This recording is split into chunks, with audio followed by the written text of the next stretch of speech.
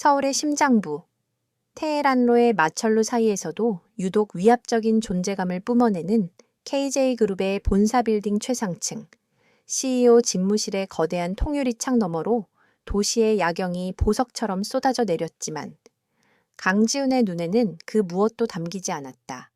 그의 미간에는 깊은 주름이 새겨져 있었고 최고급 원목으로 제작된 책상 위에는 긴급 이사회 보고서가 어지럽게 널려 있었다. 진장! 낮게 읊조린 욕설에는 일주일째 그를 짓누르는 피로와 분노가 짙게 배어 있었다. KJ그룹의 사활이 걸린 아르테미스 프로젝트가 좌초될 위기에 처해 있었다. 경쟁사인 태성건설이 제기한 환경 파괴 논란은 교묘하게 여론을 파고들었고 언론은 연일 자극적인 헤드라인으로 KJ그룹을 몰아세웠다. 10년간 쌓아 올린 그의 제국이 작은 균열 하나로 무너져 내릴지도 모른다는 불안감이 지독하게 그를 괴롭혔다. 바로 그때 집무실 문이 소리 없이 열리고 한 여자가 들어왔다. 단정하게 묶은 머리, 군더더기 없는 디자인의 네이비색 정장, 화려하진 않지만 그녀의 존재 자체에서 뿜어져 나오는 지적인 아우라와 차분한 카리스마는 주변 공기마저 다르게 만들었다. 서유진이었다. 지난 10년 동안 강지훈의 곁에서 KJ그룹을 함께 키워낸 최고의 건축가이자 그의 연인이었다. 너 잊었네. 지훈의 목소리는 까칠했다. 짜증 섞인 질책이었지만 유진은 개의치 않았다. 그녀는 지훈이 궁지에 몰릴 때마다 어린아이처럼 나를 세운다는 것을 누구보다 잘 알았다. 상황이 생각보다 심각해서요. 태성의 언론 플레이는 예상보다 훨씬 치밀하고 집요해요. 유진은 손에 들고 있던 두툼한 파일을 책상 위에 내려놓았다. 그녀의 목소리는 위기 상황 속에서도 흔들림 없이 차분했다. 그 평온함이 지훈의 심기를 더욱 불편하게 만들었다. 마치 자신 혼자만 이 모든 무게를 짊어지고 안다라는 사람처럼 느껴졌기 때문이다. 그래서 해결책은 찾았나 모두가 내 입만 쳐다보고 있는데 정작 당신은 어디서 뭘 하다가 이제 나타난 거야. 해결책을 찾느라 늦었어요. 유진은 담담하게 대꾸하며 파일을 펼쳤다. 그 안에는 지난 사흘밤을 세워가며 그녀가 완성한 결과물이 담겨 있었다. 아르테미스 프로젝트의 전면 수정 설계안, 환경 영향평가 반박 데이터, 그리고 이 모든 것을 뒤집을 수 있는 역제한 프레젠테이션 자료까지. 태성이 공격하는 포인트는 자연 녹지 훼손이에요. 법적 기준은 모두 충족했지만 감성적인 여론전에서 우리가 밀리고 있는 거죠. 그래서 설계를 바꿨어요. 그녀의 손가락이 도면 위를 짚었다. 기존의 중앙 집중형 설계에서 벗어나 건물을 여러 동으로 분산시키고 그 사이를 녹지와 자연 친화적인 공원으로 연결하는 파격적인 디자인이었다. 단순히 나무를 몇 그루 더 심는 수준이 아니었다. 건물이 숲의 일부가 되고 숲이 건물의 심장이 되는 완전히 새로운 개념의 건축이었다. 건축 비용이 최소 20%는 더 들겠군. 이사회 늙은이들이 가만히 있을 것 같아. 지훈은 코웃음을 쳤지만 눈은 이미 도면에 고정되어 있었다. 그의 날카로운 사업가적 본능이 이 설계안에 담긴 가능성을 간파하고 있었다. 비용은 늘어나겠죠. 하지만 그 이상의 가치를 얻을 수 있어요. 환경을 파괴하는 기업이라는 오명을 벗고 자연과 공존하는 미래형 도시를 만드는 선도 기업이라는 새로운 이미지를 구축하는 거예요. 이건 단순한 위기 대응이 아니라 KJ그룹의 브랜드 가치를 한 단계 끌어올릴 기회예요. 지훈 씨, 유진의 눈빛은 확신으로 가득 차 있었다. 그녀는 언제나 그랬다. 위기가 닥치면 모두가 허둥댈 때 그녀는 몇 수 앞을 내다보고 판을 뒤집을 준비를 했다. 지훈은 그녀의 그런 점을 사랑했고 동시에 증오했다. 그녀의 완벽함은 때로 그를 무능력하게 만들었다. 그녀의 빛이 강할수록 자신의 그림자는 더욱 짙어지는 것 같았다. 내일 아침 이사회에서 발표해 한참의 침묵 끝에 지훈이 내뱉은 말이었다. 인정하고 싶지 않았지만 이번에도 답은 서유진이었다. 유진은 말없이 고개를 끄덕이고는 돌아섰다. 그런 그녀의 뒷모습을 보며 지훈은 복잡한 감정에 휩싸였다. 고마움, 안도감, 그리고 알 수 없는 피로감. 10년의 세월은 그와 그녀를 최고의 비즈니스 파트너로 만들었지만 언제부턴가 뜨거웠던 연인의 감정은 희미해져 버린 듯했다. 다음 날 아침, 긴급 이사회는 서유진의 프레젠테이션 하나로 완벽하게 정리되었다. 태성의 공격을 무력화시키는 것을 넘어 오히려 KJ그룹의 혁신적인 비전을 대대적으로 홍보할 기회로 삼자는 그녀의 전략에 반대하는 사람은 아무도 없었다. 회의실을 나서는 지훈의 어깨에 힘이 들어갔다. 위기는 기회라는 말을 증명해낸 유능한 CEO의 모습이었다. 하지만 그 누구도, 심지어 강지훈 자신도 그 승리가 온전히 서유진의 것이라는 사실을 애써 외면하고 있었다. 그날 오후, 지훈은 잠시 머리를 식힐 겸 로비로 내려왔다. 승리의 여운을 즐기며 커피를 한 잔 마시려던 참이었다. 그때였다. 요메오. 작은 비명과 함께 누군가 그의 팔에 부딪혔다. 지훈의 하얀 셔츠 위로 뜨거운 커피가 쏟아졌다. 그의 미간이 순간적으로 찌푸려졌다. 안 그래도 예민한 신경을 건드린 불청가에게 대한 짜증이 치밀었다. 죄송합니다. 정말 죄송합니다, 대표님. 고개를 들지 못한 채 쩔쩔매며 사과하는 목소리는 가늘게 떨리고 있었다. 갓 입사한 신입사원인 듯 목에 건사원증이 어색해 보였다. 그녀는 허둥지둥 손수건을 꺼내 그의 셔츠를 닦으려 했다. 괜찮으니 그만해요. 차가운 지훈의 말에 여직원의 어깨가 움찔 떨렸다. 그녀는 겁에 질린 사슴 같은 눈으로 그를 올려다보았다. 크고 동그란 눈에는 금방이라도 터져나올 듯한 눈물이 그렁그렁 맺혀 있었다. 하얀 피부와 가녀린 몸매는 보호 본능을 자극했다. 정말 죄송합니다. 제가 너무 긴장해서 앞을 제대로 못 봤어요. 세탁비는 제가 꼭 듀했다고 했지 않소? 어느 부서 소속이지? 기획팀. 오늘 첫 출근한 한소희라고 합니다. 한소희. 지우는 속으로 그 이름을 되뇌었다. 그녀의 어설프고 겁에 질린 모습이 왠지 모르게 낯설지 않았다. 아니, 오히려 신선하게 다가왔다. 언제나 당당하고 완벽한 서유진과는 모든 것이 정반대였다. 유진은 결코 이런 실수를 하지 않을 것이다. 설령 실수를 하더라도 이렇게 울먹이며 용서를 구하지도 않을 터였다. 그녀는 스스로 문제를 해결하고 그에게는 결과만을 보고할 여자였다. 앞으로는 조심하도록. 지우는 평소답지 않게 부드러운 목소리로 말했다. 그리고는 자신의 주머니에서 손수건을 꺼내 소희의 눈가를 가리켰다. 울지는 말고! 그의 작은 배려에 한소희의 얼굴이 감동으로 물드는 것이 보였다. 그녀는 황급히 고개를 숙이며 연신 감사하다고 중얼거렸다. 그 모습은 지훈에게 낯선 만족감을 안겨주었다. 누군가에게 자신이 이토록 절대적인 존재가 될 수 있다는 감각, 위로와 보호를 베푸는 강한 남자가 된 듯한 기분이었다. 그날 밤, 지훈과 유진은 그의 집에서 함께 저녁 식사를 했다. 최고급 레스토랑에서 공수한 음식이었지만 분위기는 무거웠다.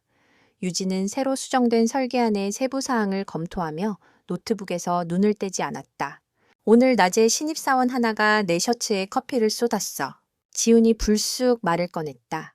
유진은 노트북 화면에 시선을 고정한 채 건성으로 대답했다. 그래요, 괜찮아요. 다치진 않았어. 그런데 그 직원이 아주 볼만하더군. 금방이라도 울 것처럼 쩔쩔매는데 귀엽기도 하고. 그 말에 유진의 손가락이 순간 멈칫했다. 그녀는 천천히 고개를 들어 지훈을 바라보았다. 그녀의 눈빛은 언제나처럼 차분했지만 그 깊은 곳에서 미세한 파동이 일렁이는 것을 지훈은 놓치지 않았다. 지훈 씨답지 않은 말이네요. 평소 같았으면 업무 시간에 부주의하다고 호되게 질책했을 텐데 가끔은 그런 어설픈 모습도 나쁘지 않은 것 같아서. 당신처럼 항상 모든 게 완벽하면 가끔은 숨이 막힐 때도 있거든. 무심코 던진 말이었다. 하지만 그 말은 날카로운 비수가 되어 유진의 심장에 박혔다. 지난 10년. 그녀는 강지훈의 성공을 위해 KJ그룹을 위해 완벽해지려 노력했다. 그녀의 완벽함이 그를 위한 최고의 내조라고 믿었다. 하지만 이제 그는 그 완벽함 때문에 숨이 막힌다고 말하고 있었다. 내가 당신을 숨 막히게 해요. 유진의 목소리가 희미하게 떨렸다. 지우는 그제야 자신이 실언했음을 깨달았다. 하지만 이미 뱉은 말을 주워 담을 수는 없었다. 그는 어색하게 시선을 피하며 와인잔을 집어들었다. 그런 뜻이 아니야. 그냥 당신도 가끔은 좀 빈틈을 보였으면 한다는 거지. 실수도 좀 하고 나한테 기대기도 하고. 기대라니. 유진은 쓴웃음을 삼켰다. 강지훈이 위기에 처할 때마다 기댈 곳이 되어준 것은 언제나 자신이었다. 그가 흔들릴 때마다 굳건히 중심을 잡아준 것도 자신이었다. 그런데 이제 와서 자신에게 기대라고 말하는 그의 모습이 지독하게 이기적으로 느껴졌다. 그날 밤, 두 사람은 한 침대에 누웠지만 서로 다른 꿈을 꾸었다. 지우는 자신을 우러러보는 겁에 질린 사슴 같은 눈망울을 떠올렸고, 유진은 10년 공들여 쌓은 견고한 성벽에 첫 균열이 생기는 소리를 들었다. 그 균열은 아주 작고 미세했지만 거대한 제국을 무너뜨리기에는 충분한 시작이었다. 서울의 화려한 야경 속에서 아무도 모르게 그들의 세계가 서서히 무너져 내리고 있었다. 아르테미스 프로젝트의 위기를 성공적으로 넘긴 후 KJ그룹은 한동안 평온을 되찾았다. 서유진의 수정 설계하는 언론의 극찬을 받았고 환경을 생각하는 혁신 기업이라는 이미지는 주가 상승으로 이어졌다. 강지훈은 유능한 CEO로서 다시 한번 스포트라이트를 받았고 모든 것이 제자리로 돌아온 듯 보였다. 하지만 보이지 않는 곳에서 독사의 혀처럼 달콤하고 치명적인 속삭임이 시작되고 있었다. 한소희는 강지훈의 눈에 띄기 시작한 그날 이후 영리하게 자신의 존재감을 키워나갔다. 그녀는 복도를 지나치는 지훈을 마주칠 때마다 항상 거의고집도로 허리를 숙여 인사했고 겁먹은 듯하면서도 동경심이 가득한 눈빛을 보내는 것을 잊지 않았다. 때로는 그의 비서를 통해 대표님, 약은 힘드시죠? 이거 드시고 힘내세요. 라는 작은 메모가 붙은 에너지 드링크를 건네기도 했다. 과하지 않으면서도 꾸준한, 계산된 순수함이었다. 지우는 처음에는 대수롭지 않게 여겼다. 하지만 매일같이 반복되는 그녀의 작은 정성에 조금씩 마음이 움직이기 시작했다. 언제나 일과 성과로 자신을 대하는 유진과 달리 한소희는 인간 강지훈을 걱정하고 위로해주는 듯한 느낌을 주었다. 유진의 지지와 격려가 전우의 것이라면 소희의 그것은 소녀의 흠모처럼 다가왔다. 지우는 자신이 그 미묘한 차이에 중독되고 있다는 사실을 깨닫지 못했다. 독사의 첫 번째 속삭임은 아주 사소한 업무에서 시작되었다. 유진은 시에서 주관하는 소규모 공원, 디자인 공모전 프로젝트를 총괄하고 있었다.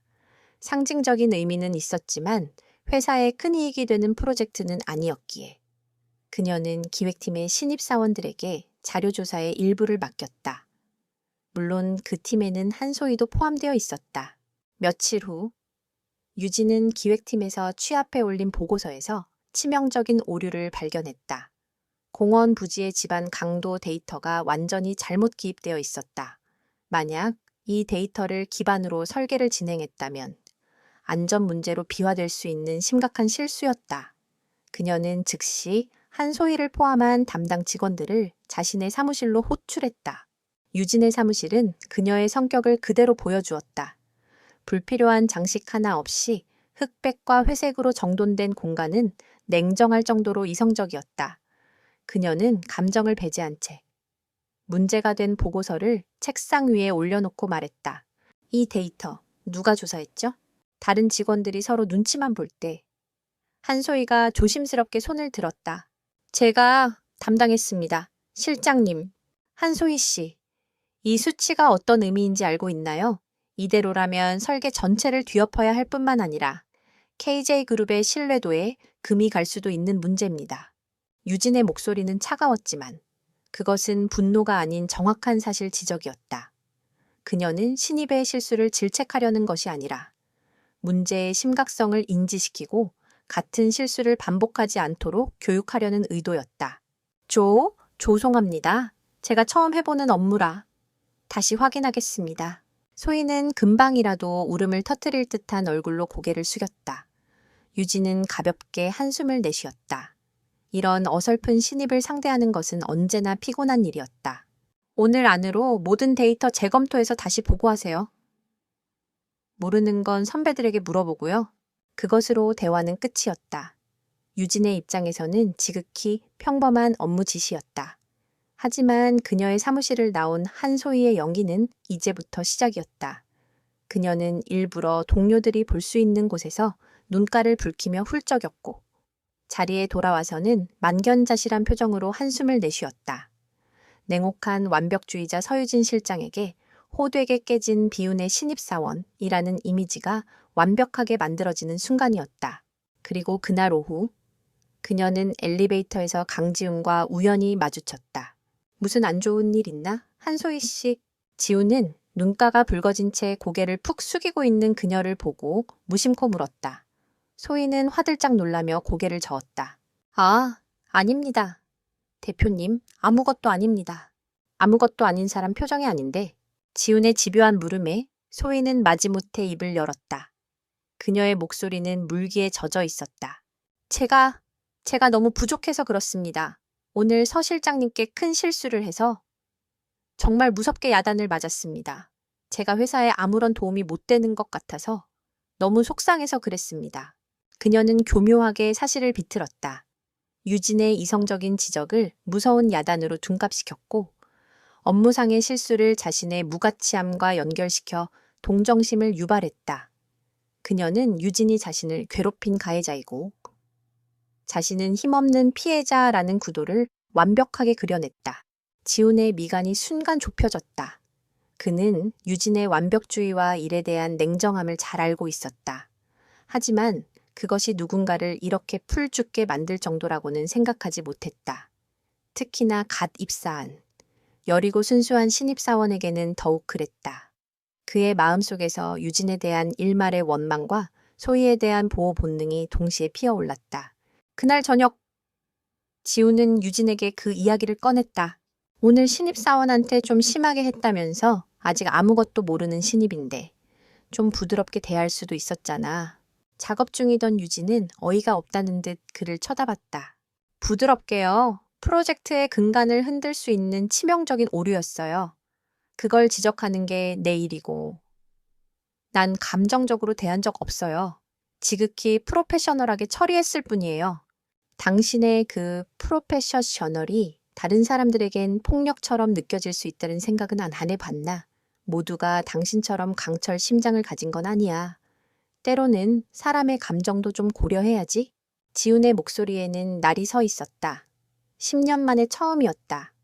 그가 그녀의 업무 방식과 전문성에 대해 의문을 제기한 것은 유진은 배신감에 심장이 차갑게 식는 것을 느꼈다.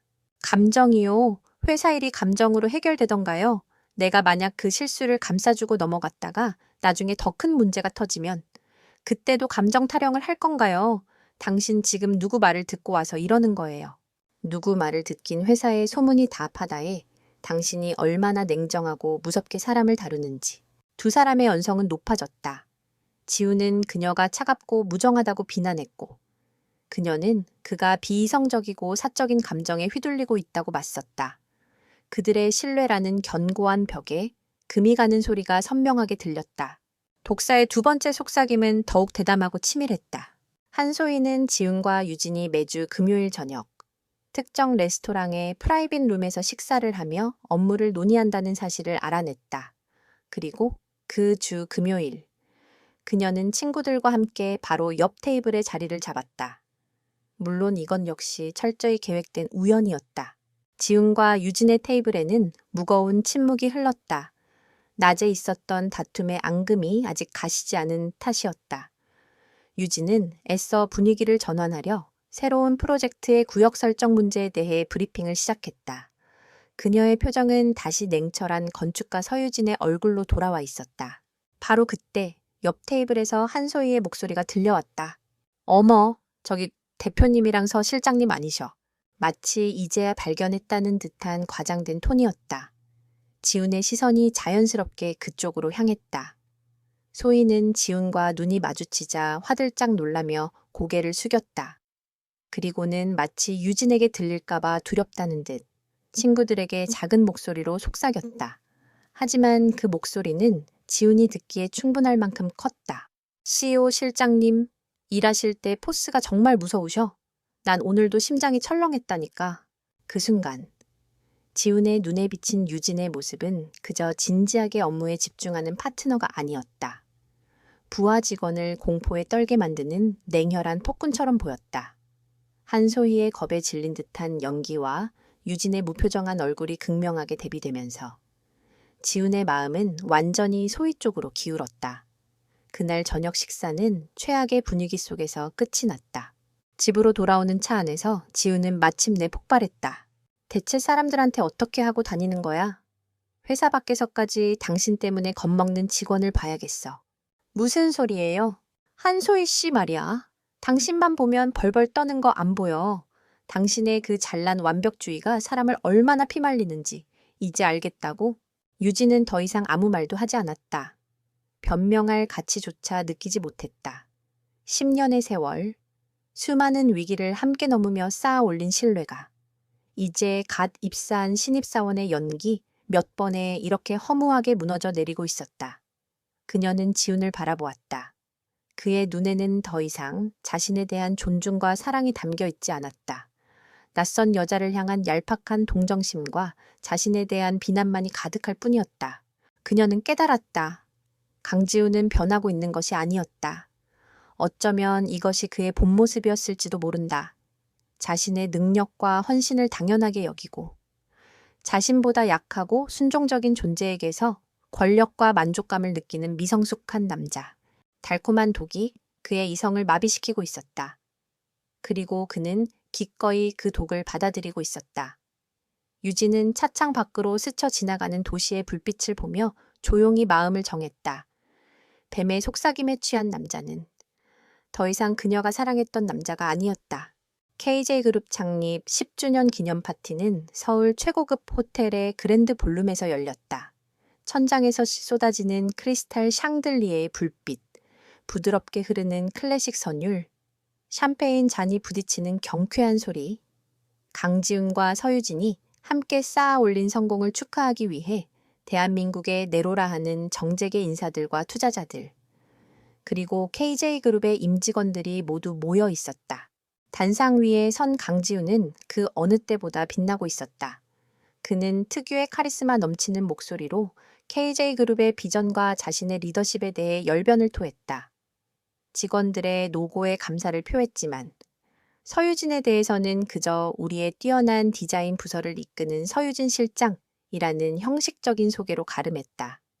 지난 10년간 회사의 모든 결정과 위기 극복의 중심에 있었던 동업자이자 연인에 대한 언급이라고는 믿기 힘든 차가운 거리감이었다. 샴페인 잔을 들고 있던 유진의 가슴이 싸늘하게 죄어왔다. 이것은 명백한 의도였다. 그는 사람들 앞에서 그녀를 자신의 성공 신화에 속한 수많은 부품 중 하나로 격화시키고 있었다. 그럼에도 불구하고 서유진은 여전히 파티장의 여왕이었다.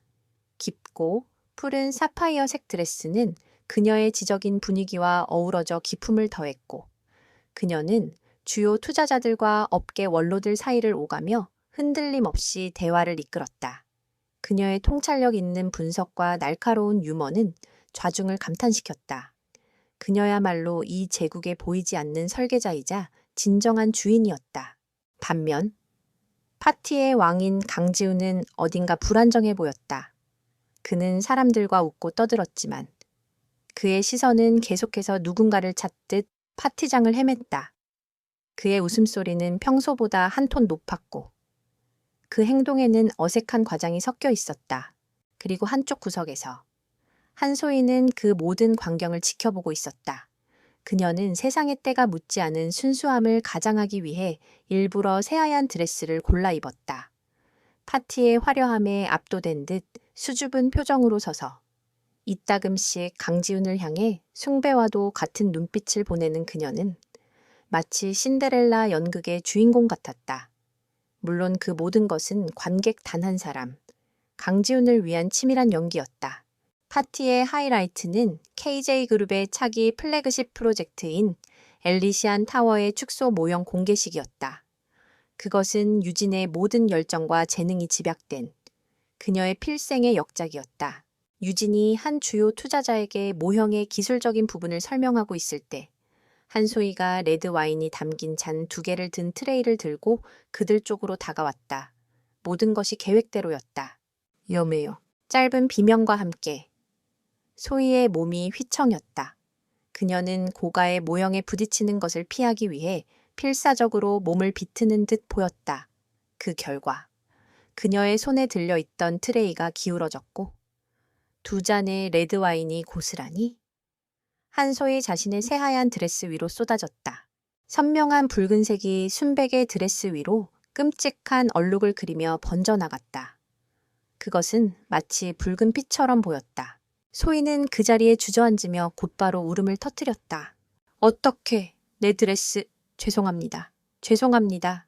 그녀는 유진을 향해 고개를 숙이며 필사적으로 사과했다. 마치 유진 때문에 이런 일이 벌어졌다고 말하는 것처럼. 순식간에 파티장의 모든 시선이 그들에게로 쏠렸다. 웅성거리는 소리가 파도처럼 밀려왔다. 저 신입사원 또 서 실장님이랑 엮였네. 아까부터 서 실장님 눈빛이 살벌하더라니. 일부러 그런 거 저거 아니야? 그 순간 강지훈이 무섭게 달려왔다. 하지만 그의 발걸음은 유진이 아닌 바닥에 주저앉아 울고 있는 한소희에게로 향했다. 괜찮아요. 소희 씨 다친 데는 없어요. 지우는 자신의 파트너는 거들떠보지도 않은 채 울고 있는 신입사원의 어깨를 감싸며 다정하게 물었다. 그의 목소리에는 노골적인 걱정이 가득했다. 그 광경은 모든 의심에 확신을 더해주었다. 강지훈이 한소희를 특별하게 생각한다는 것을, 그리고 서유진은 그 관계 속에서 악역이 되어가고 있다는 것을. 유진은 와인이 아니라 얼음물을 뒤집어 쓴 듯 온몸이 차갑게 굳었다. 쏟아진 와인 때문이 아니었다. 10년의 믿음을 단번에 저버린 지훈의 행동 때문이었다.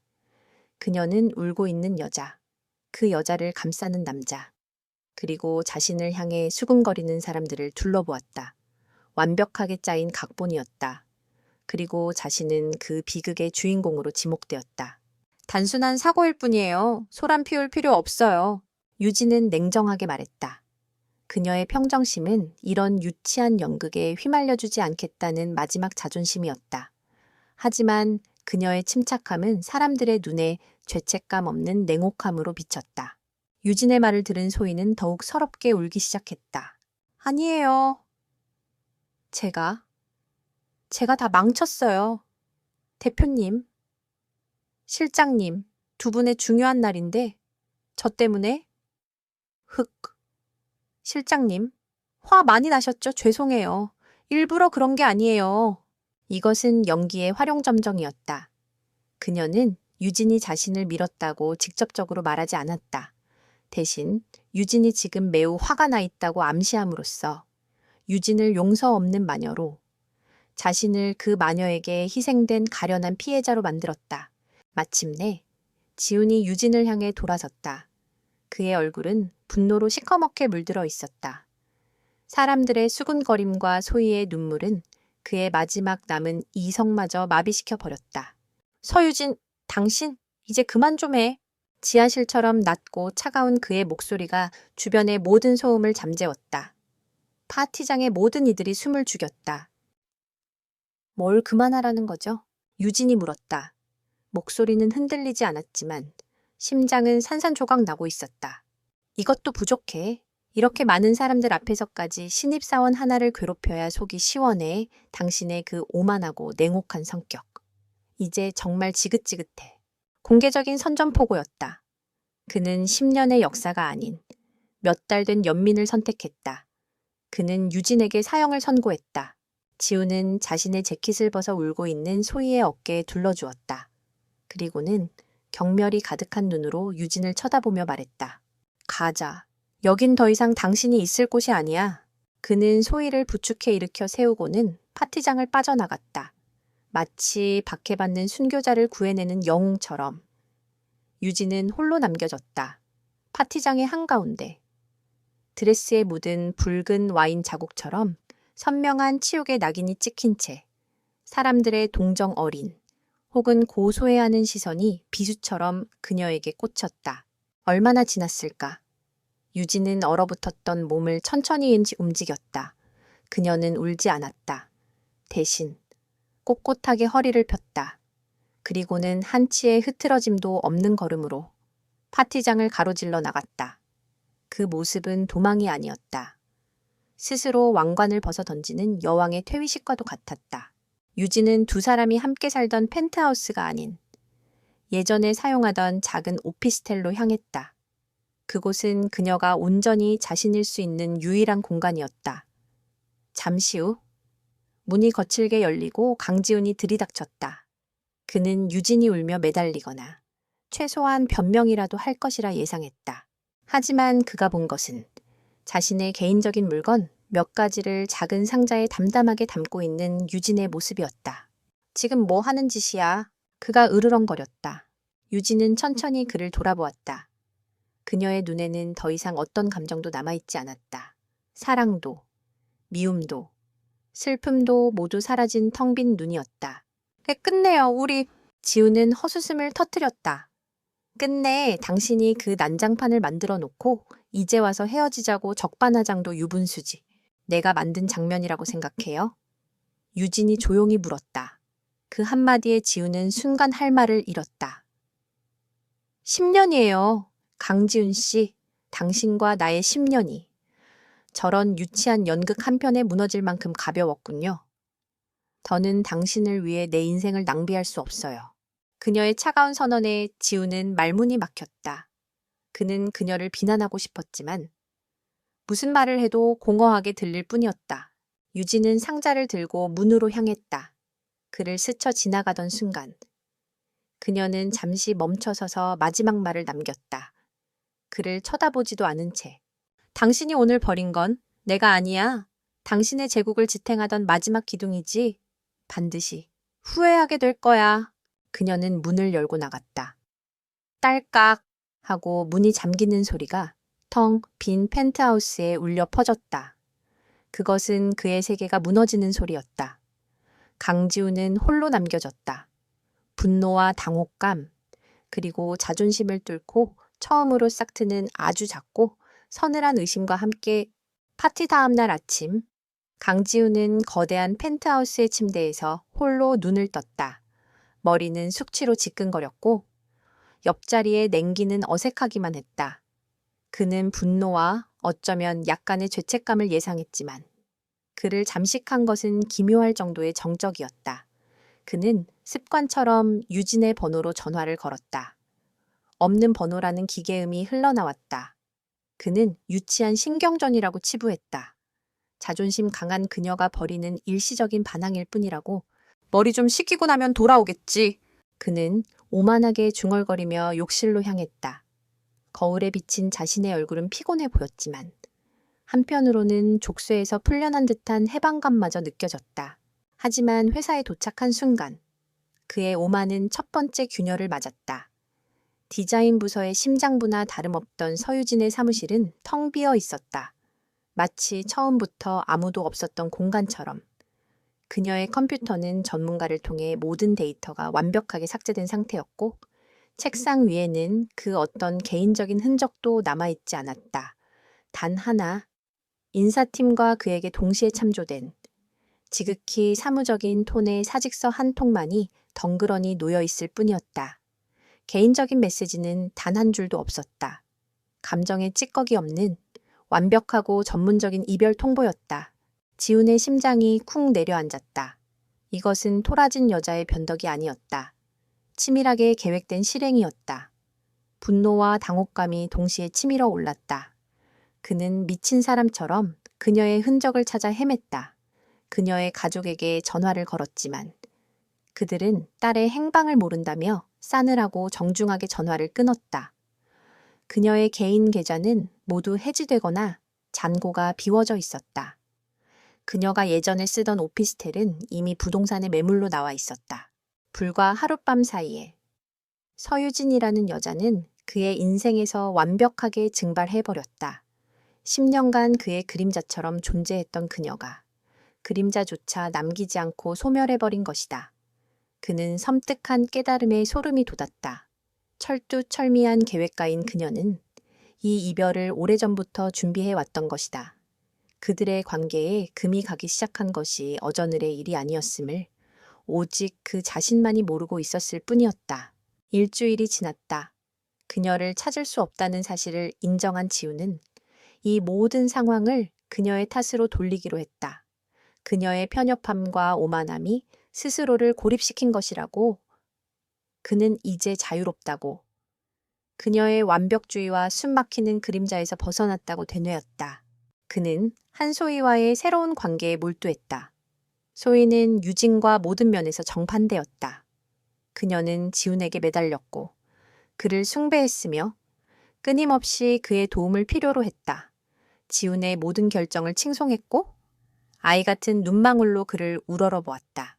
유진이 떠난 펜트하우스는 소희에 의해 조금씩 변해갔다. 유진의 취향이 담긴 미니멀하고 지적인 공간은 레이스가 달린 쿠션과 아기자기한 장식품들로 채워졌다. 지우는 처음에는 그 유치한 취향에 인상을 찌푸렸지만 자신에게 전적으로 의존하는 소희의 모습에 점차 익숙해져 갔다. 소희는 서류를 검토하는 그의 옆에서 커피를 타주고 간식을 챙겨주며 내조를 흉내냈지만 정작 업무에 대한 그 어떤 통찰력 있는 조언도 해주지 못했다. 하지만 그것이 오히려 지훈을 편안하게 했다. 상처 입은 그의 자존심은 소희의 맹목적인 숭배 속에서 치유되는 듯했다. 그는 다시금 연약한 여인을 보호하는 강력한 왕이 된 기분을 만끽했다. 한 달가량의 짧은 평화가 흘렀다. 그리고 마침내 제국의 첫 번째 균열이 소리를 내기 시작했다. 유진의 역작. 엘리시안 타워 프로젝트의 첫 번째 제동이 걸렸다. 프로젝트에 막대한 자금을 투자한 해외 투자자들이 2단계 구조 설계 계획에 대한 논의를 위해 반드시 서유진 설계 총괄과 직접 만나고 싶다는 의사를 전달해 왔다. 그들은 강지훈의 경영 능력이 아닌 서유진의 건축가로서의 천재성을 믿고 투자한 사람들이었다. 지훈은 자신이 직접 나서서 남은 디자인팀을 이끌고 그들을 상대하려 했다. 하지만 유진의 비전과 카리스마가 사라진 팀은 오합지졸에 불과했다. 투자자들은 지훈의 피상적인 설명과 디자인팀의 불안한 모습에 실망감을 감추지 않았다. 그들은 당장 투자를 철회하지는 않았지만 심각한 우려를 표명하며 예정되어 있던 대규모 자금 투입을 연기했다. 제국을 흔드는 첫 번째 지진이었다. 문제는 거기서 그치지 않았다.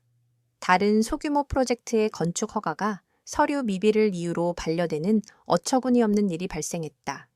복잡한 행정 절차와 까다로운 규제에 대한 깊은 이해를 바탕으로 모든 것을 완벽하게 처리했던 유진이라면 절대 저지르지 않았을 실수였다. 그제야 지우는 깨달았다. 유진이 너무나 매끄럽게 처리해왔기 때문에 그것들이 잠재적인 문제였다는 사실조차 인지하지 못하고 살아왔다는 것을. 균열은 그의 사적인 영역에도 예외 없이 파고들었다. 지우는 지독한 몸살 감기에 걸려 고열에 시달렸다. 과거에 그가 아플 때면 유진은 조용하지만 완벽하게 그를 돌보았다. 말없이 의사를 부르고 영양가 있는 죽을 끓이고 정확한 시간에 약을 챙겨주었다. 그 모든 것을 하면서도 자신의 업무까지 완벽하게 처리해내는 경이로운 효율성이었다. 반면 한소희는 그야말로 안절부절 못했다. 그녀는 지훈의 이마에 물수건을 올려주며 울먹였고 뭘 해야 할지 모르겠다며 발만 동동 굴렀다. 결국 그녀가 할 수 있었던 유일한 일은 환자가 도저히 먹을 수 없는 기름진 배달 음식을 시키는 것뿐이었다. 그녀의 간호는 시끄럽고 부산스럽기만 한 연극이었고 지훈에게 위안이 되기는커녕 짜증만 유발했다. 그는 어느새 묵묵하고 유능하게 자신의 곁을 지키던 유진의 존재를 그리워하고 있는 자신을 발견했다. 다음 날 중요한 미팅을 앞두고 그는 옷장 앞에서 한참을 서성였다. 특정 넥타이를 찾을 수 없었기 때문이었다. 그 순간 그는 다시금 깨달았다. 그의 옷장, 그의 스케줄, 그의 식단, 심지어는 그의 건강까지 그의 사적인 삶 전체가 서유진이라는 보이지 않는 시스템에 의해 완벽하게 관리되고 있었다는 것을 이제 그 거대한 시스템이 셧다운되자 그의 삶은 사소하지만 끊임없는 혼돈 속으로 빠져들고 있었다. 그날 밤, 지우는 사무실에 홀로 남아 엘리시안 타워의 투자 보고서를 붙들고 씨름하고 있었다. 하지만 글자는 눈에 들어오지 않았고 머리는 복잡하게 얽혀 풀리지 않았다. 그는 무의식적으로 책상 맞은편의 의자를 바라보았다. 늦은 밤까지 함께 야근할 때면 언제나 유진이 앉아있던 자리였다. 처음으로 그가 느낀 감정은 해방감이나 분노가 아니었다. 텅 빈 공허함이었다. 사무실의 침묵이 귀를 멀게 할 듯 무겁게 그를 짓눌렀다. 그는 자신이 그녀의 그림자라고 착각했던 것이 사실은 자신을 지탱하던 기둥이었음을 깨닫기 시작했다. 그녀가 사라지자 빛이 들어온 것이 아니라 자신을 둘러싼 모든 것이 어둠 속으로 가라앉고 있었다. 그는 텅 빈 의자를 향해 나지막이 그녀의 이름을 불렀다. 유지나. 그것은 뒤늦게 시작된 후회의 첫 번째 조각이었다. 반드시 후회하게 될 거야. 떠나기 전 그녀가 남겼던 마지막 말이 저주가 아닌 예언이었음을 그는 이제야 희미하게 깨닫고 있었다. 그림자의 소멸은 그에게 빛을 가져다 준 것이 아니라 서서히 다가오는 기나긴 어둠의 서막일 뿐이었다. 서유진이 사라진 후 계절이 한번 바뀌었다. 가을의 스산한 바람이 서울의 거리를 휩쓸기 시작할 무렵 강지훈의 제국은 눈에 띄게 흔들리고 있었다. 초반의 미세한 균열은 이제 누구도 무시할 수 없는 거대한 집안 치마가 되어 KJ그룹 전체를 집어삼킬 듯 위협했다. 엘리시안 타워 프로젝트는 사실상 좌초 상태였다. 서유진의 부재에 대한 명확한 해답을 내놓지 못하는 KJ그룹의 신뢰를 잃은 해외 투자자들은 결국 자금 지원을 전면 보류했다. 이 소식은 언론을 통해 삽시간에 퍼져나갔고 KJ그룹의 주가는 연일 폭락했다. 한때 강지훈의 성공 신화를 상징하던 마철루는 이제 그의 실패를 예고하는 거대한 묘비처럼 보였다. 재앙은 연쇄적으로 일어났다. 유진이 동시에 관리하던 여러 프로젝트들은 통제탑을 잃은 비행기처럼 방향을 잃고 표류했다. 마감 기한은 줄줄이 어겨졌고 그에 따른 위약금 조항이 발동되었다.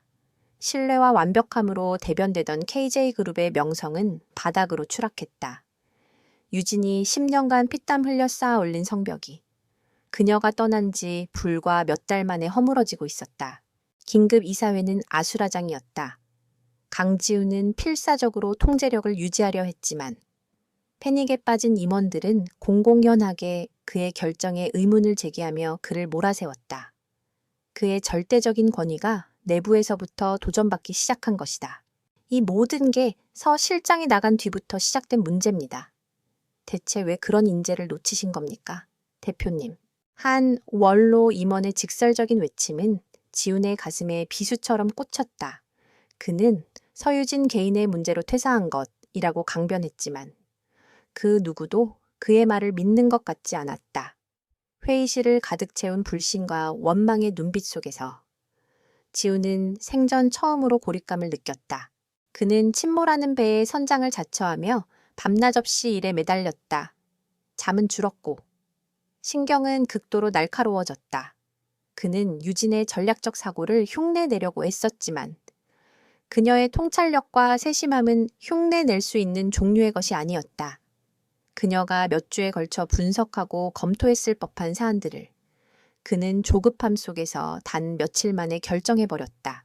결국 돌이킬 수 없는 실수를 저지르고 말았다.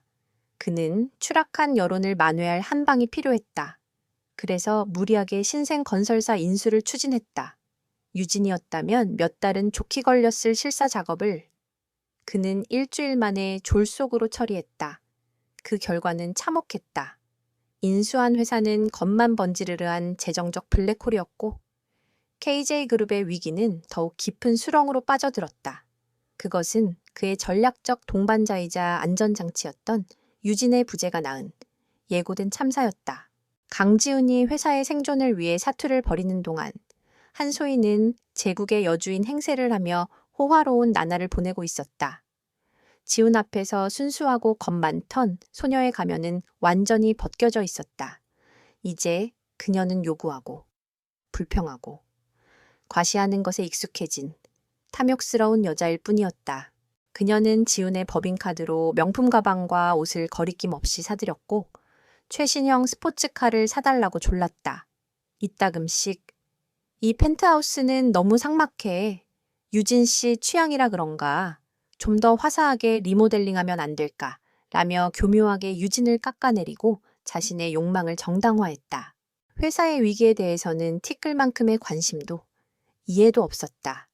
지훈이 파김치가 되어 집에 돌아오면 위로의 말 대신 예약해둔 레스토랑에 가지 못했다는 불평을 늘어놓았다. 결정적인 사건은 어느 날 밤에 터졌다. 지훈은 채권단과의 중요한 협상을 위해 서재에서 살얼음판 같은 통화를 이어가고 있었다. 바로 그때 소희가 문을 벌컥 열고 들어와 그의 팔에 매달렸다. 지훈 씨? 나 심심해. 오늘 새로 오픈한 레스토랑 가기로 했잖아. 지금 안 가면 자리 없단 말이야. 지금 안 보여. 나 중요한 통화 중이야. 회사가 망하게 생겼다고. 지훈은 결국 폭발하고 말았다. 그러자 소희는 기다렸다는 듯 눈물을 터뜨렸다. 일. 지훈 씨는 맨날 일 얘기밖에 안 해. 이젠 나 사랑하지 않는 거지 그래. 서유진, 그 여자도 일 중독자였지. 당신도 똑같이 되려는 거야. 서유진. 그 이름이 소희의 입에서 나오는 순간 지훈은 심장을 칼로 찌르는 듯한 통증을 느꼈다. 감히. 네가. 유진의 이름을 입에 올려 분노가 치밀었지만 그는 아무 말도 할 수 없었다. 그날 이후 지훈은 의식적으로 소희와 유진을 비교하기 시작했다. 위기가 닥쳤을 때 유진은 어땠는가? 그녀는 그와 함께 밤을 새우며 데이터를 분석하고 해결책을 찾아냈다. 그녀의 존재만으로도 그는 흔들리지 않을 수 있었다. 그녀는 그의 전우이자 버팀목이었다. 반면 소희는 어떤가? 그녀는 위기 앞에서 아무짝에도 쓸모없는 장식품일 뿐이었다. 그녀는 해결책을 제시하는 대신 새로운 문제를 만들어냈다. 그녀가 펜트하우스를 채운 값비싸고 천박한 물건들을 볼 때마다 지훈은 유진의 고상하고 미니멀한 취향을 떠올렸다. 유진이 사치에 관심이 없었던 것은 그녀가 차가워서가 아니었다. 그녀의 관심은 오직 그와 함께 무언가를 이룩하는 것에만 집중되어 있었기 때문이었다. 한소희는 파트너가 아니었다. 숙주에 달라붙어 양분을 빨아먹는 기생충이었다. 한때 그토록 갈망했던 소희의 맹목적인 숭배는 이제 공허하고 역겹게 느껴졌다. 그의 고통에 대한 이해가 없는 찬사는 소음에 불과했다. 그를 매료시켰던 연약함은 이제 무능함과 기만적인 어리광으로 보이기 시작했다. 어느 날 저녁, 지훈의 오랜 멘토이자 창립 멤버인 윤 부회장이 그를 찾아왔다. 언제나 유진의 능력을 높이 평가했던 그는 더 이상 참을 수 없다는 듯 작심하고 입을 열었다. 대표님, 정신 차리셔야 합니다. 우리는 최고의 건축가를 잃은 게 아닙니다. 이 회사의 심장을 잃은 겁니다. 지금 우리 배는 나침반 없이 표류하고 있습니다. 그는 잠시 말을 끊었다가 더욱 무거운 목소리로 말을 이었다. 그리고 한소희라는 그 직원, 오노고 회사의 소문이 파다합니다. 그 직원 때문에 서 실장이 회사를 나갔다는 걸 모르는 사람이 없습니다. 회사가 망해가는 와중에도 그 직원의 사치는 멈출 줄을 모릅니다. 대표님의 리더십은 투자자뿐만 아니라 우리 내부 직원들에게서도 신뢰를 잃어가고 있습니다. 윤 부회장의 직원은 망치처럼 지훈의 머리를 내리쳤다. 이것은 더 이상 그의 개인적인 감상이나 후회가 아니었다. 회사 전체가 알고 있는 공공연한 사실이었다. 그의 마지막 남은 자기기만과 현실 부정의 벽이 산산조각 났다. 그날 밤, 지훈은 유령처럼 펜트하우스로 돌아왔다. 거실은 어김없이 쇼핑백들로 어지러웠고 소희는 명품 잠옷을 입은 채 침대에서 잠들어 있었다. 그는 침실을 지나 유진이 설계했던 서재로 들어갔다. 그는 무언가에 이끌린 듯 서재 깊숙한 곳에 서랍을 열었다. 그 안에는 낡은 사진 앨범 하나가 있었다. 그가 까맣게 잊고 있던 그들의 역사가 담긴 앨범이었다. 앨범 속에는 10년 전에 앳된 그와 유진이 있었다. 공사 현장에서 안전모를 쓴 채 환하게 웃고 있는 모습. 보증금도 겨우 마련한 작은 사무실에서 밤새 도면을 보며 머리를 맞대고 있는 모습. 첫 계약을 성공시키고 허름한 포장마차에서 소주잔을 부딪히는 모습. 모든 사진 속에서. 유진의 눈은 총명함과 열정, 그리고 그에 대한 깊은 믿음으로 반짝이고 있었다. 그는 자신이 내팽개친 눈부신 파트너의 모습을 한참 동안 바라보았다. 그리고 침실에서 잠들어 있는 얕고 탐욕스러운 여자를 떠올렸다. 그가 저지른 재앙적인 실수의 무게가 거대한 산처럼 그를 짓눌렀다. 후회는 더 이상 희미한 의심이 아니었다. 숨을 쉴 수 없을 만큼 고통스러운 현실이었다. 제국은 무너지고 있었다. 그리고 그 불을 지른 장본인이 바로 자기 자신이었음을 그는 마침내 인정해야만 했다. 그는 유진의 사진을 가슴에 품은 채 주저앉았다. 그의 뺨 위로. 뒤늦은 참회의 눈물 한 방울이 무겁게 흘러내렸다. 낡은 앨범을 가슴에 품고 밤을 지새운 강지우는 다음 날 아침 완전히 다른 사람이 되어 있었다. 지난 몇 달간 그를 지배했던 분노와 자기 연민은 차갑고 날카로운 의심으로 변해 있었다. 윤 부회장의 직원과 과거의 사진들은 그의 뇌리에 깊이 박혀 더 이상 현실을 외면할 수 없게 만들었다. 이 모든 불행이 단순한 불운이나 자신의 실수가 아닐지도 모른다는 끔찍한 가설이 그의 머릿속을 지배하기 시작했다. 무언가 거대한 음모가 보이지 않는 손이 자신의 제국을 붕괴시키고 있다는 확신이 들었다. 그는 가장 먼저 최악의 패착이었던 신생 건설사 인수건부터 파고들었다. 표면적으로는 유망해 보였던 그 거래를 강력하게 추천했던 M&A 팀의 한 차장이 있었다. 지우는 수년 만에 처음으로 대표이사의 체면을 버리고 직접 그 거래와 관련된 모든 서류를 처음부터 끝까지 샅샅이 검토하기 시작했다. 동시에 그는 은밀하게 움직였다. 국가정보원 출신들로 구성된 최고의 실력을 자랑하는 사설 정보 업체를 고용했다. 의뢰 내용은 두 가지, 재앙을 불러온 인수건의 배후와 한소희라는 여자의 모든 것, 더 이상 뜬 소문이나 심증이 아닌 반박할 수 없는 증거가 필요했다. 조사 결과가 나오기를 기다리는 동안 그는 자체적인 내부 감세에 착수했다. 유진이 떠난 이후 문제가 발생했던 모든 프로젝트의 보안 로그, 이메일 통신 기록, 재무 자료를 샅샅이 뒤졌다. 그리고 마침내 그는 일련의 우연들 속에 숨겨진 끔찍한 패턴을 발견했다. 중요 프로젝트의 핵심 데이터는 마감 기한 직전에 항상 권한 없는 누군가에 의해 접근된 기록이 남아 있었다. 민감한 협상 조건이 담긴 이메일은 거래가 결렬된 후에야 서버에서 복구되었다. 사소해 보였던 예산 전용 오류들은 결과적으로 프로젝트 전체의 발목을 잡는 결정적인 원인이 되었다. 낱개로 흩어져 있을 때는 보이지 않았던 조각들이 이제는 하나의 거대한 그림을 그리고 있었다. 모든 화살표는 단 한 가지, 의도된 사보타주를 가리키고 있었다. 얼마 후 정보업체로부터 첫 번째 보고서가 도착했다. 그가 인수한 건설사는 처음부터 부실 자산을 숨기고 만들어진 유령호 회사에 가까웠다. 재무제표는 전문가가 아니면 알아챌 수 없을 정도로 정교하게 위조되어 있었다. 그리고 결정적으로 그 거래를 추천했던 M&A 팀의 차장이 인수 계약이 성사된 직후 그의 차명 계좌로 거액의 돈을 송금받은 사실이 드러났다. 돈의 출처를 역추적하자 KJ그룹의 최대 경쟁사인 태성건설의 이름이 나왔다. 모든 것이 태성이 심어놓은 트로이의 목마였다. 강지우는 적들이 파놓은 함정에 제 발로 걸어 들어간 어릿광대에 불과했다. 분노의 피가 거꾸로 솟았다. 하지만 진짜 지옥은 두 번째 보고서와 함께 시작되었다. 한소희에 대한 보고서였다. 그녀는 순진한 시골 출신이 아니었다. 이력서에 적힌 지방 전문대학이 아닌 해외 명문대학을 우수한 성적으로 졸업한 재원이었다. 그녀의 이력서 전체가 완벽한 거짓이었다. 가장 충격적인 것은 그녀가 태성건설의 고위 임원과 지속적으로 주고받은 암호화된 통신 기록이었다. 그녀는 태성이 KJ그룹에 심어놓은 산업 스파이, 이른바 허니트랩이었다. 그녀의 임무는 단 하나, 강지훈과 서유진을 이간질시켜 갈라놓는 것이었다.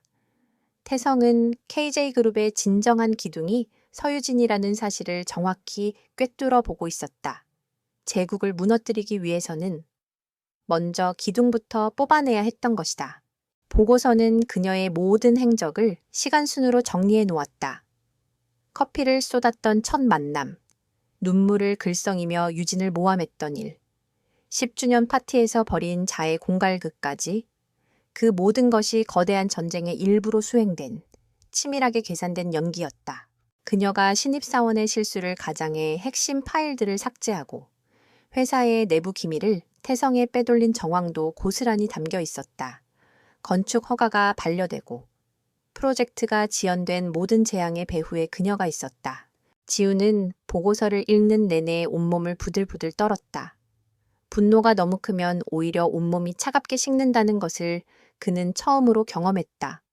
배신감의 깊이를 가늠할 수조차 없었다. 그는 단지 눈이 멀었던 것이 아니었다. 자기 파멸의 과정에 가장 적극적이고 충실한 공범자였다. 그는 자신의 왕국을 건설한 여인을 내쫓고 그 왕국의 독을 푸는 뱀을 자신의 품에 안고 보호했다. 그는 보고서를 들고 펜트하우스로 향했다. 현관문을 열자 한소희가 거울 앞에서 새로 산 다이아몬드 목걸이를 걸어보며 해맑게 웃고 있었다. 지훈 씨, 왔어요. 이거 어때 예쁘지? 지훈은 아무 말도 하지 않았다. 그는 들고 있던 보고서를 그녀 앞에 대리석 테이블 위로 던졌다. 보고서는 그녀의 사진과 태성건설과의 통신 기록이 정리된 페이지에서 멈춰 섰다. 한소희의 얼굴에서 순식간에 핏기가 가셨다. 순수하고 사랑스럽던 가면이 산산조각나고 그 자리에는 차가운 공포와 당혹감이 드러났다. 지훈의 목소리는 분노로 떨리는 대신 얼음처럼 차갑고 고요했다. 떠나가 한마디였다. 소희는 본능적으로 부정하고 울고 매달리며 예전의 무기를 다시 꺼내 들었다. 하지만 그녀의 눈물은 더 이상 지훈에게 아무런 효력도 발휘하지 못했다. 그는 이제 그 눈물의 성분이 무엇인지 정확히 알고 있었다. 그것은 슬픔이 아닌 악어의 눈물, 거짓의 결정체였다. 나의 집에서, 내 회사에서, 내 인생에서 당장 꺼져. 그는 경멸을 가득 담아 말하고는 보안팀에 연락했다. 잠시 후 건장한 경호원들이 도착했고 그녀는 자신이 입고 있던 옷 외에는 아무것도 챙기지 못한 채 짐승처럼 질질 끌려나갔다. 비명과 저주가 뒤섞인 그녀의 목소리가 복도에 울려 퍼졌지만 지우는 눈 하나 깜짝하지 않았다. 펜트하우스는 마침내 완벽한 정적을 되찾았다. 소희가 사들인 저속한 장식품들과 레이스 달린 쿠션들이 이제는 그의 어리석음을 조롱하는 흉물처럼 보였다. 그는 텅 빈 공간을 유령처럼 배회했다. 모든 곳에 그의 죄악의 증거가 널려 있었다. 그는 낡은 사진을 보며 시작된 것이 후회라고 생각했다. 하지만 틀렸다. 그것은 자기 연민에 불과했다. 영혼을 쥐어짜는 진짜 후회는 바로 지금부터 시작이었다. 그는 자신이 잃어버린 것의 규모를 비로소 정확하게 인지했다. 그는 단지 연인이나 파트너를 잃은 것이 아니었다. 그는 자신의 도덕적 잣대, 판단력, 그리고 명예를 잃었다. 10년의 변함없는 헌신을 싸구려 연극과 맞바꾼 대가는 너무나도 참혹했다. 그는 텅 빈 거실 바닥에 그대로 주저앉았다.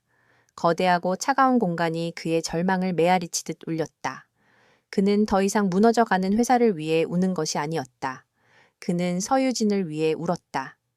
그녀가 겪었을 고통과 치욕, 그리고 자신의 인생에서 가장 소중했던 것을 되돌릴 수 없게 잃어버렸다는 사실에 절규했다.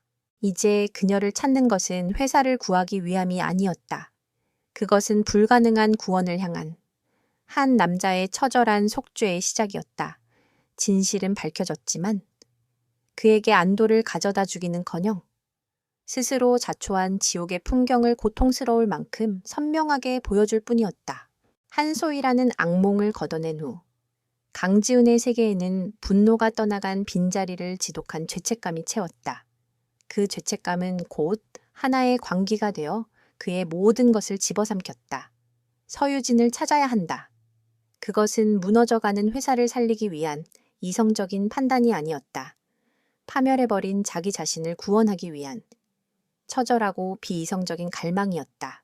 그는 한소희의 뒤를 캤던 사설 정보 업체에 다시 연락했다. 그리고 백지수표와 함께 단 하나의 명령을 내렸다. 서유진 실장을 찾으시오. 수단과 방법을 가리지 말고 반드시 대한민국에서 돈으로 할 수 있는 모든 자원과 인력이 총동원되었다. 회사의 정보망, 그의 사적인 인맥, 그리고 전직 특수요원 출신 조사원들의 전문적인 능력이 결합된 그야말로 거대한 그물이었다. 하지만 서유진은 마치 연기처럼 그 그물을 빠져나갔다. 그녀의 마지막 행적은 10주년 파티장에서 나와 자신의 오피스텔로 향한 것이 끝이었다. 그 이후 그녀는 서울 한복판에서 완벽하게 증발했다. 자신의 이름으로 된 신용카드를 사용한 적도, 비행기를 타거나 여객선을 이용한 기록도 없었다. 합법적으로 국경을 넘은 흔적은 어디에도 존재하지 않았다. 조사원들은 그녀의 몇 안 되는 가족과 친구들에게 접근했다. 하지만 모두가 약속이나 한 듯 그녀의 행방을 모른다고 답했다. 그들의 차갑고 비협조적인 태도는 유진이 이미 그들에게 언지를 해두었음을 짐작하게 했다. 그녀는 지훈이 자신을 찾을 것이라는 사실을 정확히 예측하고 모든 연결고리를 미리 끊어놓으신 것이다. 모든 시도가 막다른 길에 부딪히자 지훈은 극심한 무력감에 휩싸였다. 그는 방향을 바꾸었다. 그녀가 어디에 있는지를 좇는 대신 그녀가 누구였는지를 파헤치기 시작했다. 10년을 함께했지만 그는 자신이 알던 서유진이 그녀의 전부가 아니었을지도 모른다는 끔찍한 예감에 사로잡혔다. 과거를 조사해. 내가 알지 못하는 모든 것을. 조사원들은 그녀가 지훈을 만나기 이전의 삶을 역추적하기 시작했다. 그리고 그들이 발견한 진실의 조각들은 강지훈이 서유진이라는 여자에 대해 쌓아 올린 모든 인식을 송두리째 파괴했다. 첫 번째 진실. 그녀의 가족, 유진은 그가 알던 것처럼 평범한 가정 출신의 고아가 아니었다. 그녀의 아버지는 한때 대한민국 건축계를 뒤흔들었던 전설적인 건축가, 서진우였다. 그는 타협을 모르는 원칙과 천재성 때문에 업계의 기득권 세력에게 밉보여 하루아침에 매장당한 비운의 인물이었다. 지우는 그제야 깨달았다. 유진의 천재성은 단순한 재능이 아니라 아버지로부터 물려받은 유산이었다는 것을. 그녀는 아버지의 그늘에 가려지는 것을 원치 않았고 오직 자신의 실력만으로 KJ그룹에서 인정받기 위해 그 사실을 숨겨왔던 것이다. 두 번째 진실, 그녀의 경력. 그녀는 국내의 좋은 대학을 졸업한 수재 정도가 아니었다. 그녀는 줄리아서라는 영문 이름으로 MIT 건축대학과 영국 AA 스쿨에서 복수 학위를 취득한 세계가 주목하던 유망주였다.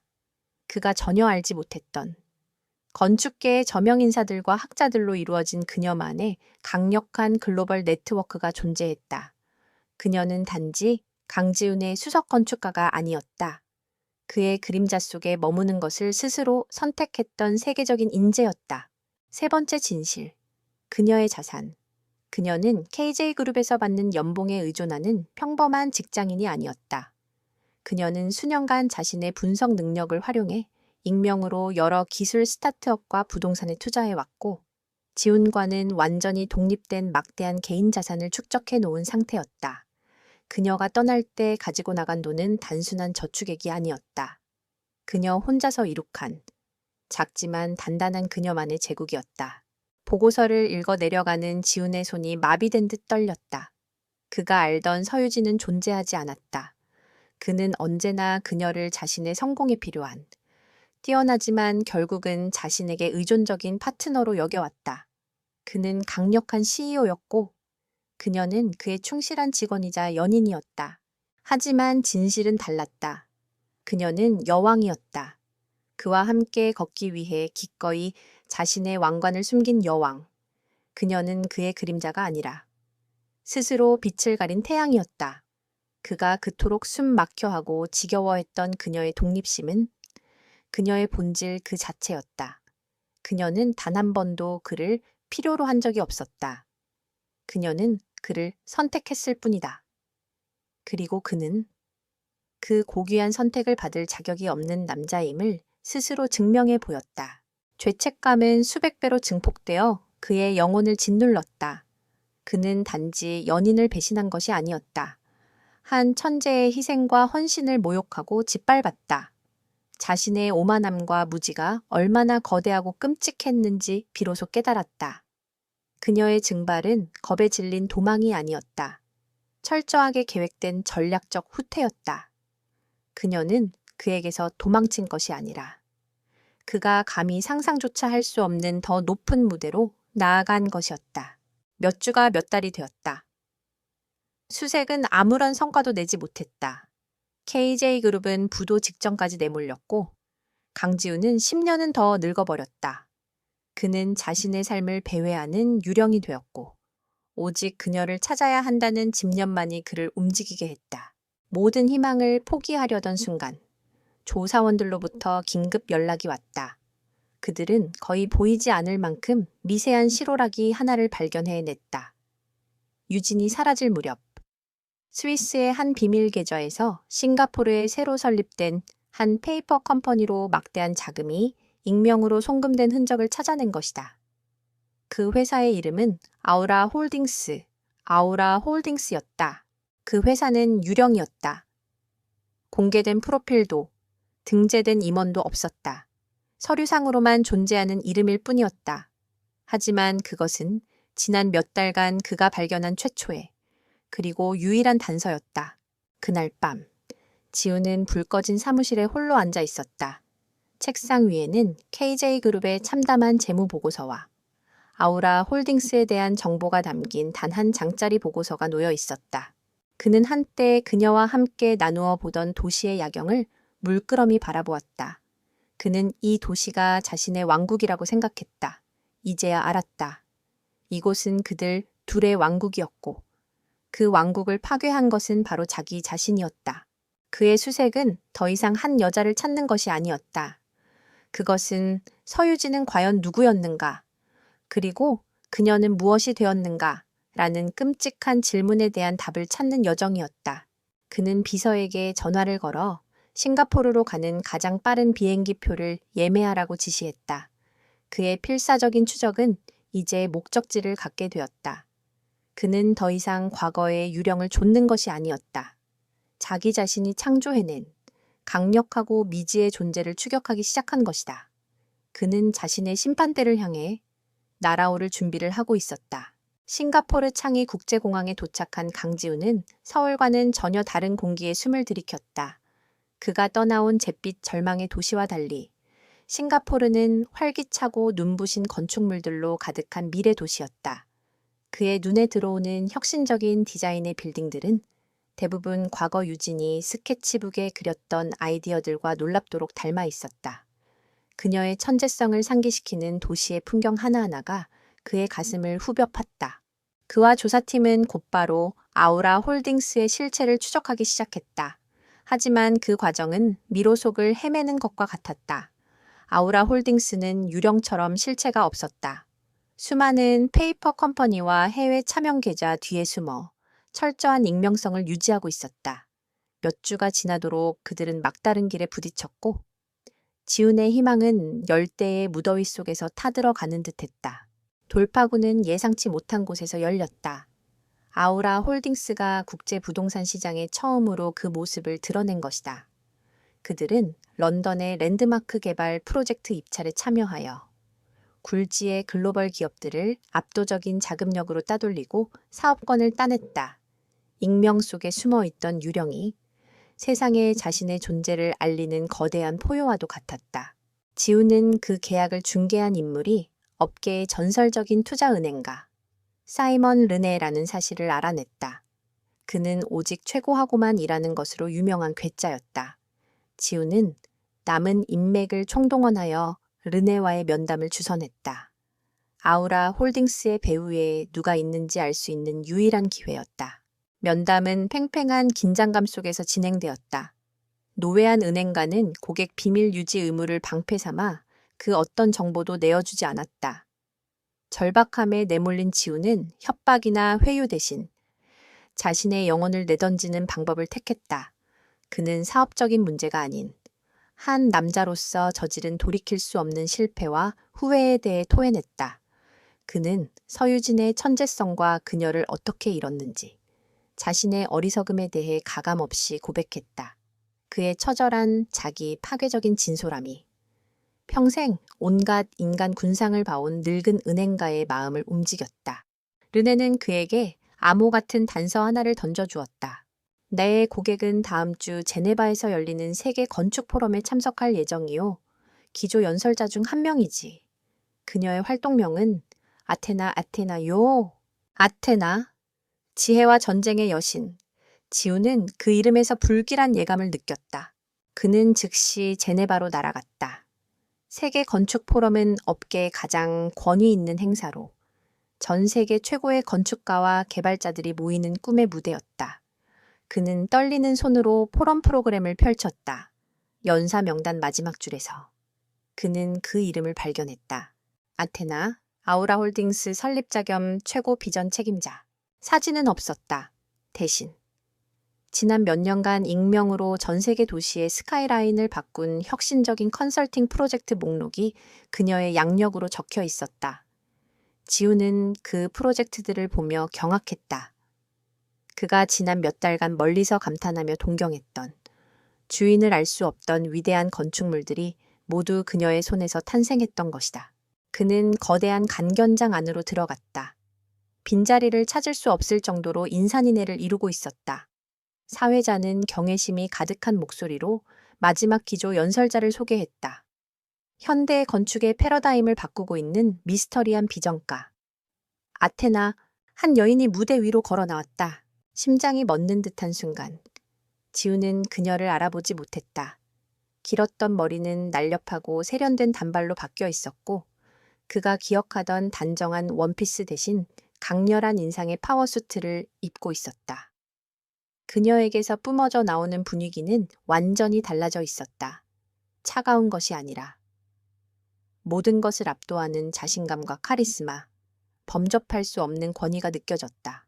그리고 그녀가 고개를 들어 청중을 바라보는 순간 그녀의 얼굴이 무대 양옆에 거대한 스크린에 클로즈업 되었다. 강지훈의 세상이 멈추었다. 서유진이었다. 그녀는 더 이상 그의 뒤에 서 있는 그림자가 아니었다. 세상이라는 무대 위를 비추는 태양이었고 전 세계가 그녀의 관객이었다. 유진, 아니, 아테나는 연설을 시작했다. 목소리는 같았지만 그 안에 담긴 힘의 밀도가 달랐다. 그가 한 번도 들어보지 못했던 확신과 열정이 넘실거렸다. 그녀는 데이터와 슬라이드에 의존하지 않았다. 철학과 비전으로 청중을 사로잡았다. 연설의 주제는 건축적 주권, 힘과 독립의 공간을 구축하다였다. 그녀의 모든 문장은 마치 그를 향한 심판처럼 들렸다. 그녀는 낡은 구조에서 벗어나는 것, 타인의 자존심 때문에 자신의 비전을 타협하지 않는 것, 그리고 진정한 독립에서 비롯되는 힘에 대해 이야기했다. 지우는 간견장 맨 뒷줄에 앉아 유령처럼 그 광경을 지켜보았다. 자신이 내버린 여인이 자신이 그토록 정복하고 싶었던 세상의 모든 이들에게 여신처럼 숭배받는 모습을 그는 이제야 깨달았다. 자신은 그녀의 왕이 아니었다. 그녀를 가두었던 세장이었다. 그리고 이제 세장을 벗어난 그녀는 그가 감히 도달할 수 없는 창공으로 날아오른 것이다. 그는 후회를 넘어선 경외감을 느꼈다. 한때 자신의 거실에 가두려 했던 대자연의 힘을 목도하는 기분이었다. 그가 숨 막힌다고 불평했던 여인은 사실 눈부심 그 자체였다. 연설이 끝났다. 간견장은 우레와 같은 기립박수로 터져나갈 듯했다. 당대 최고의 건축가, 개발자, 비평가들 모두가 자리에서 일어나 그녀에게 찬사를 보내고 있었다.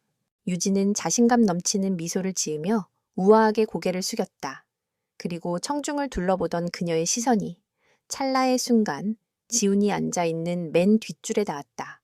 그들의 눈이 마주쳤다. 그녀의 눈에는 놀라움도, 분노도, 슬픔도 없었다. 오직 더 이상 걷지 않는 길 위에서 익숙한 돌멩이 하나를 발견한 듯한 차갑고 무심한 인식의 파편만이 스쳐 지나갈 뿐이었다. 그리고 그녀의 시선은 아무런 미련 없이 그를 지나쳐 다른 곳으로 향했다. 그 짧은 찰나의 무시. 그것은 그 어떤 증오의 눈빛보다도 파괴적이었다. 그것은 그에게 모든 것을 말해주었다. 그녀는 구원받아야 할 피해자도, 용서를 빌어야 할 과거의 유령도 아니었다. 그녀는 새로운 제국의 여왕이었고, 그녀의 세계에서 강지훈이라는 존재는 더 이상 존재하지 않았다. 그는 이제 무관한 사람이었다. 지훈은 자리에 얼어붙은 채 움직일 수 없었다. 세상이 그녀의 성공에 보내는 환호성이 그의 귓가에 울부짖으며 그의 완전하고도 영원한 패배를 확인시켜주고 있었다. 제네바의 호텔방. 강지훈은 전날 밤의 광경을 떨쳐내지 못한 채 망견자실 앉아 있었다. 강연장을 가득 채웠던 우레와 같은 박수 소리가 여전히 그의 귓가에서 환청처럼 울렸다. 그녀의 눈빛에 담겨있던 차가운 무관심은 그의 심장에 박힌 유리 조각처럼 숨을 쉴 때마다 고통을 더했다. 이대로 끝낼 수는 없었다. 이제는 그녀를 되찾기 위함이 아니었다. 그것이 불가능하다는 사실은 뼈저리게 깨달았다. 이것은 오직 그가 했어야만 했던 말을 하기 위함이었다. 아무것도 바뀌지 않을지라도 자신의 죄를 직접 마주하고 용서를 구해야만 했다. 그것은 자신의 마음의 평화를 위해서가 아니라 그가 끔찍하게 상처 입힌 그녀가 마땅히 들어야 할 사죄였기 때문이다. 그는 이틀 동안 그녀의 철통 같은 경호와 비서진을 뚫기 위해 모든 방법을 동원했다. 하지만 번번이 실패했다. 그는 이제 그녀에게 아무것도 아닌 그저 귀찮은 불청객일 뿐이었다. 한때 자신이 중요하지 않다고 생각하는 사람들을 대했던 그 정중하지만 단호한 거절을 이제는 자신이 당하고 있었다. 잔인한 아이러니였다. 정면 돌파가 불가능함을 깨달은 그는 마지막 남은 밧줄을 잡기로 결심했다. 바로 투자은행가 사이먼 르네였다. 지우는 한 프라이빗 클럽에서 르네를 찾아냈다. 그는 애원하거나 요구하지 않았다. 대신 모든 것을 내려놓은 사람처럼 담담하게 말했다. 그녀를 만나야겠습니다. KJ그룹의 대표가 아닌 강지훈이라는 한 개인으로서 단지 사죄하고 싶습니다. 그 후에는 그녀의 인생에서 영원히 사라지겠습니다. 부디 이 메시지를 전해 주십시오. 르네는 자신의 앞에 선 남자의 변화를 읽었다. 오만함은 텅 빈 겸허함으로 바뀌어 있었다. 그는 말없이 고개를 끄덕였다. 다음 날 지우는 발신이 넘는 메시지 한 통을 받았다. 시간과 주소만이 적혀 있었다. 제네바 외과계. 폐장 시간 후에 한 미니멀한 사설 갤러리였다. 지우는 약속된 장소에 도착했다. 갤러리는 차갑고 고요했다. 강력하고 추상적인 조각품들이 그림자처럼 공간을 채우고 있었다. 서유진은 중앙홀 한가운데 거대한 강철 조각품 앞에 서 있었다. 그가 다가갈 때까지 그녀는 돌아보지 않았다. 심플하지만 완벽하게 재단된 검은 드레스 차림이었다. 그녀는 무대 위의 압도적인 아테나도 그의 과거 속 서유진도 아니었다.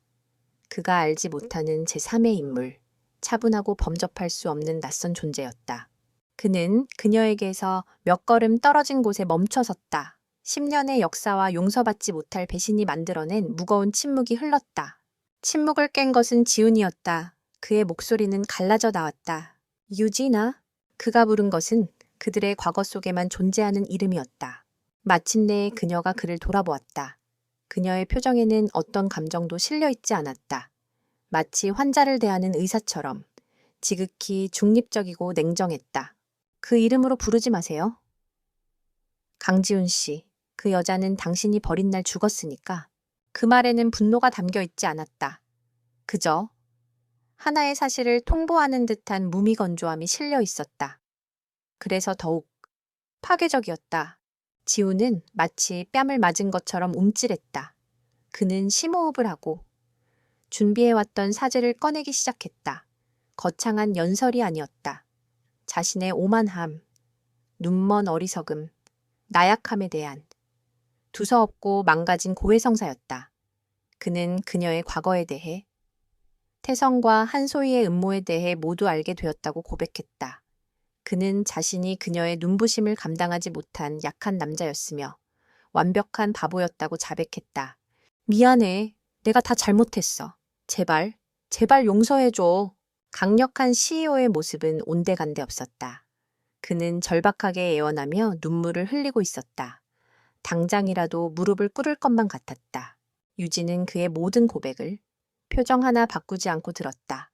그녀의 평온함은 오히려 섬뜩할 정도였다. 그의 말이 끝나고 다시 긴 침묵이 흘렀다. 그리고 마침내 그녀가 입을 열었다. 그녀의 목소리는 대리석 바닥처럼 차갑고 매끄러웠다. 용서 강지훈 씨, 당신은 지금 큰 착각을 하고 있어요. 그녀는 천천히 말을 이었다. 용서는 미움이든 분노든 애증이든 상대에게 아직 감정이 남은 사람이나 하는 거예요. 그런데 난 당신에게 아무런 감정도 없어요. 당신은 내 인생에 있었던 하나의 사업적 실수예요. 잘못된 투자였죠. 나는 손실을 분석했고 교훈을 얻었고 그리고 앞으로 나아갔어요. 그게 전부예요. 그녀의 말은 그 어떤 저주보다도 잔인했다. 그는 그녀의 삶에서 더 이상 고통의 원인이 아니었다. 그저 과거의 데이터 포인트 중 하나로 처리되고 분석되고 보관되었을 뿐이었다. 만회할 기회를 줘. 뭐든지 할게. KJ그룹이라도 전부 넘겨줄 수 있어. 지훈이 필사적으로 매달렸다. 그녀는 희미하게 거의 동정에 가까운 미소를 지었다. 만회에 내가 직접 새로운 세상을 건설했는데 왜 무너져가는 폐허를 탐내겠어요? 주위를 둘러보세요. 강지훈 씨, 이 갤러리, 이 예술품들 모두 내 것이에요. 당신의 세계는 축소되고 있지만 나의 세계는 확장되고 있어요. 우리는 더 이상 같은 우주에 살고 있지 않아요. 그녀는 등 뒤에 거대한 강철 조각품을 가리켰다. 이 작품의 제목은 잿더미로부터의 부활이에요. 불길에도 불구하고 강해지는 것이 아니라 바로 그 불길 때문에 더 강해지는 것에 대한 이야기죠. 어떻게 보면 당신에게 감사해야 할지도 모르겠네요. 당신이 내 과거의 삶을 불태워버린 덕분에 나는 그 잿더미 위에서 훨씬 더 위대한 것을 지을 수 있었으니까요. 그녀는 지훈의 눈을 똑바로 바라보며 마지막 심판을 내렸다. 그러니 난 당신을 용서하지 않아요. 하지만 증오하지도 않아요. 나는 그저 당신에 대해 전혀 생각하지 않아요. 그것이 마지막 결정타였다. 무관심, 무의미함. 그녀는 그에게서 등을 돌려 다시 조각품으로 시선을 옮겼다. 대화는 끝났다. 그녀의 뒷모습, 그녀의 침묵, 그녀의 모든 것이 그의 존재 자체를 완벽하게 지워버리고 있었다. 지훈은 그 자리에 오랫동안 서 있었다. 지워진 남자. 그는 이것이 자신의 진짜 형벌임을 깨달았다. 파산도. 세상의 손가락질도 아니었다. 자신의 인생에서 유일하게 의미 있었던 여자에게. 완벽하게 아무것도 아닌 존재가 되어 영원히 살아가는 것. 그는 몸을 돌려 걸어 나갔다. 그의 발소리가 텅 빈 갤러리에 공허하게 울렸다. 그는 죄책감을 덜어낼 한 가닥 구원을 찾아 이곳에 왔다. 하지만 그가 얻어 돌아가는 것은 훨씬 더 끔찍한 것이었다. 자신의 무우에 대한 절대적인 확신. 그의 등 뒤로 갤러리의 문이 닫혔다.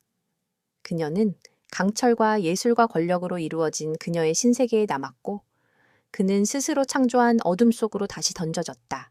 이제는 한 줄기 새벽빛조차 허락되지 않는 완전한 어둠 속으로 강지훈이 서울로 돌아왔을 때 그는 더 이상 살아있는 사람이 아니었다. 제네바의 갤러리에서 겪은 일은 그의 영혼에 남아있던 마지막 불씨마저 꺼뜨렸다. 그녀의 완전한 무관심은 그에게 내려진 최종적인 사형 선고였다. 이제 그는 보상을 바라서도 용서를 구해서도 안 되었다. 그저 자신의 죄가 불러온 결과를 받아들이는 일만이 남아 있었다.